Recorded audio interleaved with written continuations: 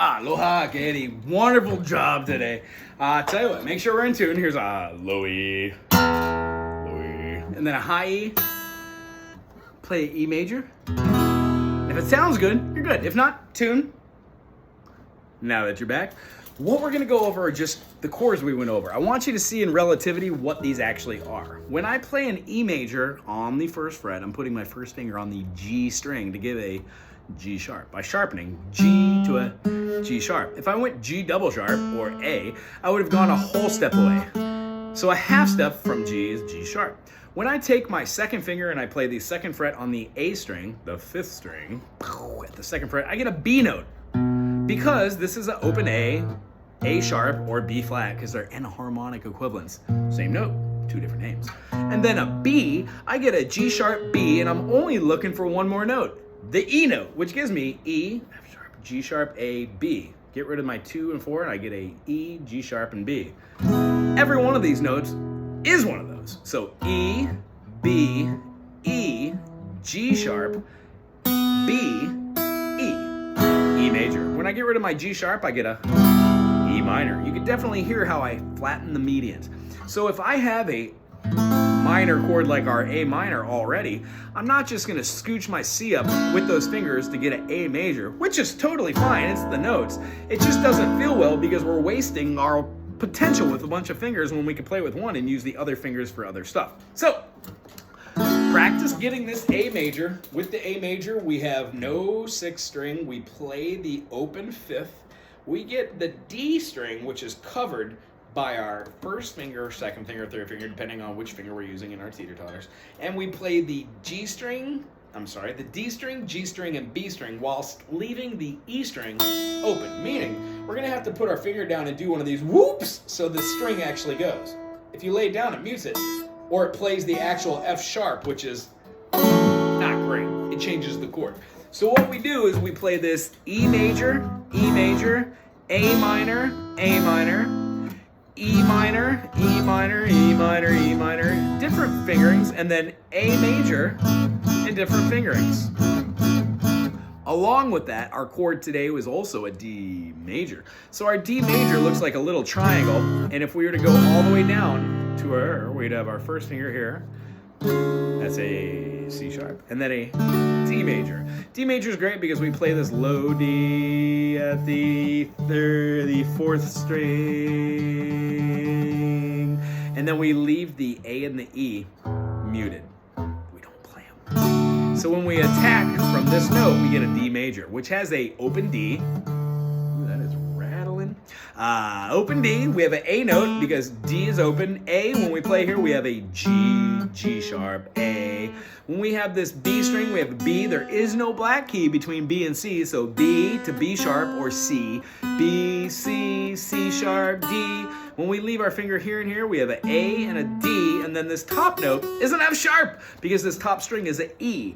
There isn't a half step between E and F, so E to F, and then F to F sharp, which gives us D, F sharp, A. D, E, F sharp, G, A, B, C sharp.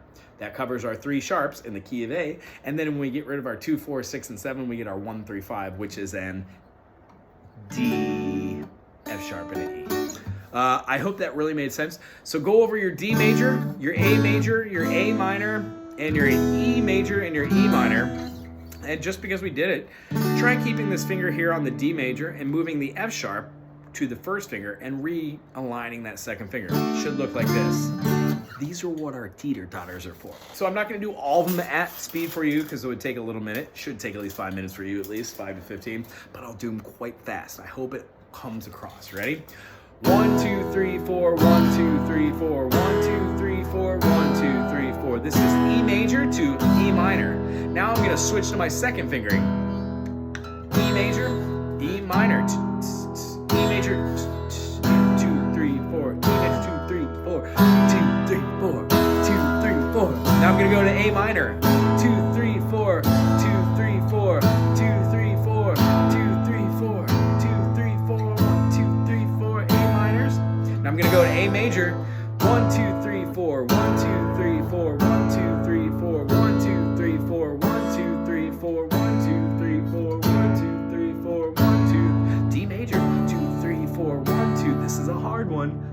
first finger off, second finger goes where first finger was, third finger goes where second finger was, and then bring the pinky on. Same chord, but now we have it with different fingering. So 1, 2, 3, 4.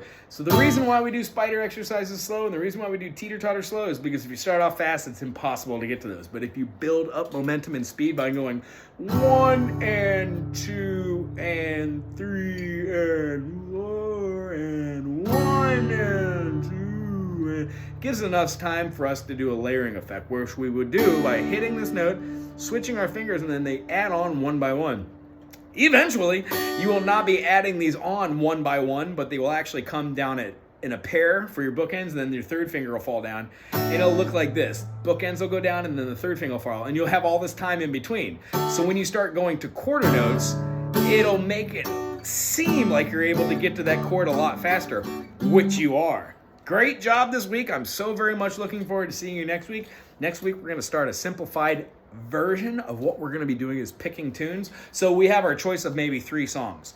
We have talked about it A minor, and we have talked about it E major. If you take the E major and you scoot that up to the 5th fret, you get an A major. When you remove the median, you get a minor. And when you take this chord and you actually show it for what it's worth, you can get rid of that note, and this bar turns into something like that, which gives you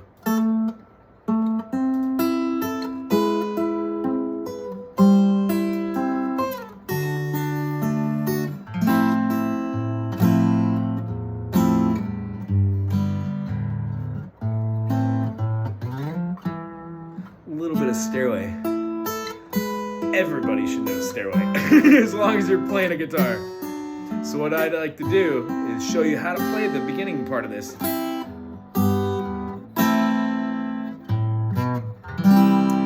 going to end right there. That's a C major. What happens is when we learn basic shapes and then we start playing music, no matter what it is or who it's from, you will be using all of your 7 majors and all of your 7 minors. Maybe not together, but as long as you know how to play an E major, playing an F major isn't that different. Because if you're playing E major to A major to B major, what we have if we play F would be an F major to a B flat major to a C major, then an F sharp to a B to a C sharp major, then a G major to a C major to a D major, G sharp major to a C sharp major to a D sharp major, A major to a D major to a E major.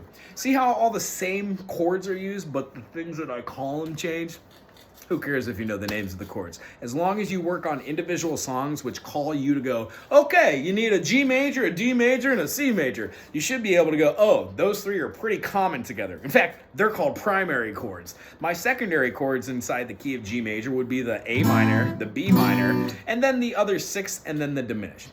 Other than that, it's a lot of information. Take away 1/10 of it, we're going to be doing great. I really enjoyed seeing you, as I said. Looking forward to next week. Aloha.